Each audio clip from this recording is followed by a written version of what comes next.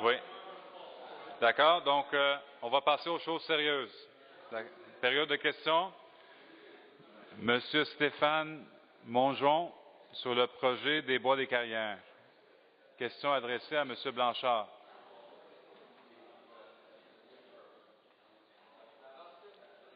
Monsieur Mongeon?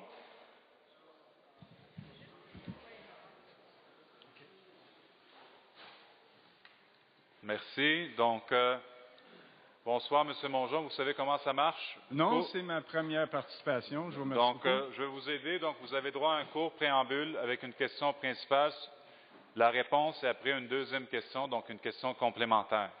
Parfait. Merci beaucoup. Allez-y, merci.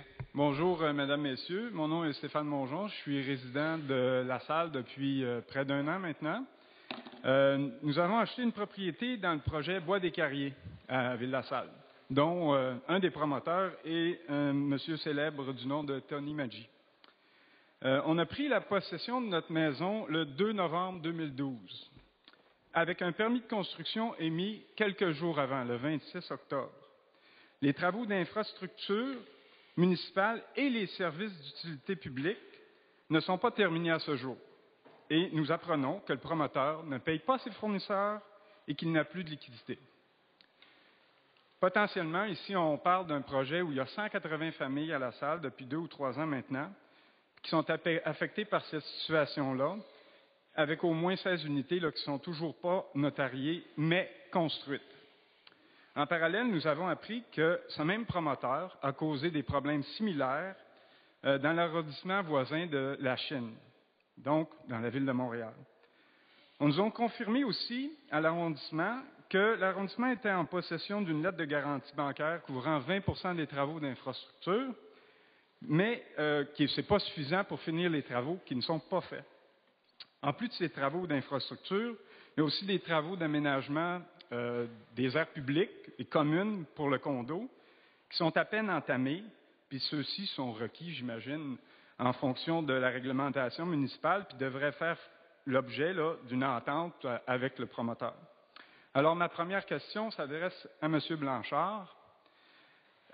Sachant que notre situation n'est pas unique et que certains des copropriétaires ont même reçu leur permis de construction 2 mois après avoir pris possession de leur maison, comment se fait-il que l'arrondissement a laissé le promoteur construire les maisons sans permis? Merci pour votre question. Monsieur le maire. Compte tenu de la nature locale du projet la question que soulève M. Mongeon, je pense qu'il serait pertinent que ce soit la mairesse de l'arrondissement, Mme Barbe, qui réponde sur la base de ce que possède comme information l'arrondissement. Est-ce que vous voulez adresser la même question, parce que là, vous allez utiliser votre question complémentaire à Mme Barbe, parce que vous avez choisi de l'adresser à M. Blanchard la première fois? Moi, j'imaginais, on habite dans la ville de Montréal. Je croyais que tout le monde devait être au courant des ajustements des autres arrondissements. Là. Je suis désolé. Comme je vous dis, c'est ma première. Il n'y a pas de problème, M. Mongeon. Donc, est-ce que vous voulez adresser la même question à Mme Barbe? Ce serait votre deuxième question? Oui. Donc, je vais perdre ma deuxième question, c'est ça que vous voulez me dire? Oui, malheureusement, mais... Il n'y a pas de problème, monsieur. Effectivement, je peux l'adresser à Mme Barbe. D'accord. Allez-y, Mme Barbe. Alors, la question, merci, M. le Président. La question a été posée lors du dernier conseil. Donc, cette question a été orientée au service du développement de l'urbanisme. Le directeur, lors du dernier conseil d'arrondissement, le directeur était en vacances. Il arrive à l'occasion, je dis bien à l'occasion, pour de très grands projets, parce que ce projet-là, il faut savoir que c'est un projet en plusieurs phases. Il arrive que certaines phases, les permis sont émis, mais si un autre projet, la 5e ou la 3e ou la 4e phase est entamée, il peut y avoir des permis qui sont émis après le début des phases. Alors, j'ai dit, parce que le directeur était en vacances, que je refilais la question au département pour revenir. Maintenant, le conseil est mardi, je vais avoir la réponse mardi. Le directeur est revenu de vacances. Je n'ai pas la réponse à votre question ce soir. Je l'aurai mardi au conseil d'arrondissement.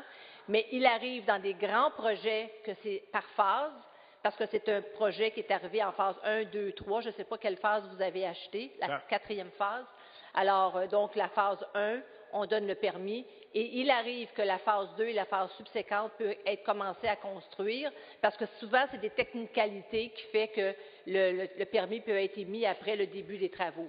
Mais ce n'est pas nécessairement une faute. D'accord. Donc, vous avez posé la question. Pour le moment, c'est ça la réponse qu'on a, M. Mongeon. Je remercie l'effort, mais ce n'est pas acceptable comme réponse. D'accord. Merci beaucoup.